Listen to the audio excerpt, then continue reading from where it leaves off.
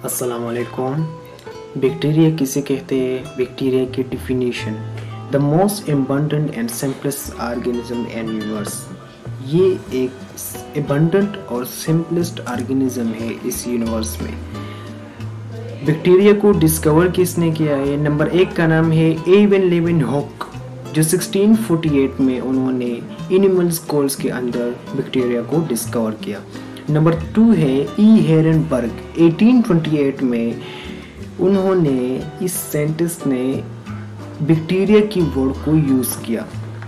Number 3 है Robert Koch. Robert Koch ने bacterial disease human के अंदर डिस्कवर की, मतलब टीबी, कॉलरा और एक्सेट्रा।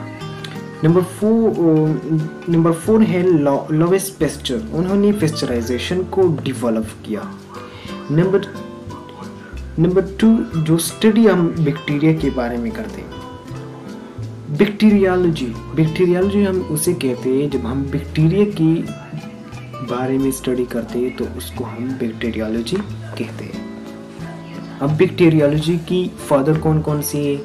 तो इसकी 2 टाइप वाली फादर है, मतलब 2 तरह की फादर है। एक को हम ओल्ड कहते हैं और दूसरे को हम न्यू कहते हैं। तो जो ओल्ड वाला है वो है लीवेनहुक, और मॉडर्न यानी न्यू फादर जो है वो थे रॉबर्ट कोच है। यानी उन्होंने बैक्टीरिया को, एक ने बहुत पहले किया, 1648 में लीवेनहुक ने किया, तो इसकी ओल्ड फादर है। और जो नया किया है यानी रॉबर्ट कोच ने किया है 1828 में, तो इसको हम न्यू फादर कहते हैं। अब बैक्टीरिया की टाइप्स कौन सी? नंबर 1 है ऑटोट्रॉपिक हम उसे कहते हैं जो फूड हमारे लिए बनाते हैं, तो उसको हम ऑटोट्रॉपिक कहते हैं। नंबर 2 है हेटेरोट्रॉपिक हम उसे कहते हैं जो ये किसी और पर डिपेंड करते हैं और उससे अपना फूड हासिल करते हैं। नंबर 3 है एरोबिक उसे कहते हैं हम कि ये ऑक्सीजन को रिक्वायर्ड करती है। नंबर 4 एनएरोबिक हम उसे कहते हैं जो ऑक्सीजन को रिक्वायर्ड नहीं करते। नंबर 5 है फैकल्टेटिव एनारोबिक हम उसे कहते हैं कि बगैर यानी विदाउट ऑक्सीजन से अपनी ज़िंदगी को गुजारना और ज़िंदा रहना, तो उसको हम फैकल्टेटिव एनारोबिक कहते हैं। अब बैक्टीरिया की क्लासिफिकेशन जो हुई तो वो कौन से टाइप में हुई? तो बैक्टीरिया की क्लासिफिकेशन हमारे पास 7 टाइप्स में हुई।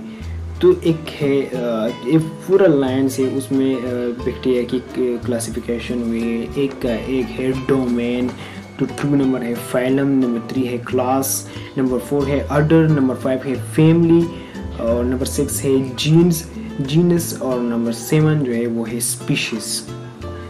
तो ये बैक्टीरिया की क्लासिफिकेशन थी। अब हम बैक्टीरिया की साइज़ के बारे में पढ़ेंगे कि बैक्टीरिया की साइज़ कितना होता है। तो 3 से 5 माइक्रोमीटर तक बैक्टीरिया की साइज़ होती है। स्मॉलेस्ट बैक्टीरिया और लार्जेस्ट बैक्टीरिया भी इसमें होता है। अब बैक्टीरिया की स्ट्रक्चर कौन सी चीज़ें जो बैक्टीरिया के अंदर मौजूद है? नंबर 1 है सेल वॉल बैक्टीरिया के अंदर मौजूद होता है।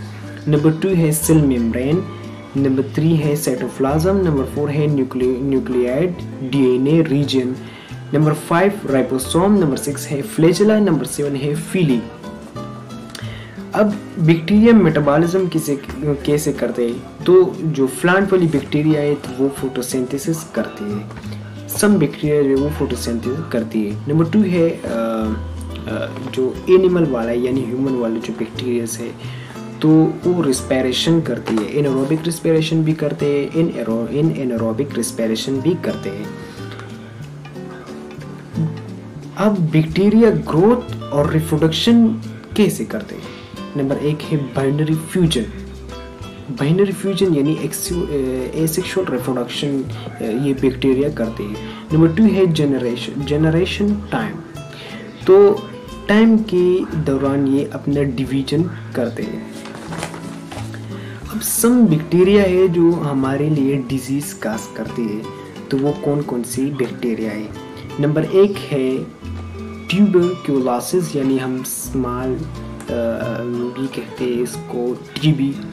और नंबर 2 है निमोनिया, नंबर 3 है urinary track infection UTI, number 4 है फूड पॉइजनिंग और नंबर 5 है लाइम डिजीज़। तो ये फाइव जो है ये बैक्टीरिया हमारे लिए डिजीज़ काज करते हैं। और जो बेनिफिशियल बैक्टीरिया है जो हमारे लिए अहम किरदार अदा करते हैं, हमारे लिए, हमारी सेहत के लिए अहम है, तो नंबर 1 है गट माइक्रोबियोम। यानी ये बैक्टीरिया हमारे लिए, हमारी बॉडी के अंदर डाइजेशन करती है और हमारी हेल्थ को महफूज रखती है। तो नंबर 2 है यूगॉट एंड चीज़ प्रोडक्शन। अब यूगॉट से चीज़ को प्रोड्यूस करना ये बैक्टीरिया भी हमारे लिए बेनिफिशियल है। नंबर 3 है फूड एंड बेवरेज, ये बैक्टीरिया भी हमारे लिए बेनिफिशियल है। नंबर 4 है बायो रिमेडिएशन एनवायरमेंटल क्लीनअप, यानी बायो रिमेडिएशन का मतलब है कि ये हमारे एनवायरनमेंट को साफ रखती है।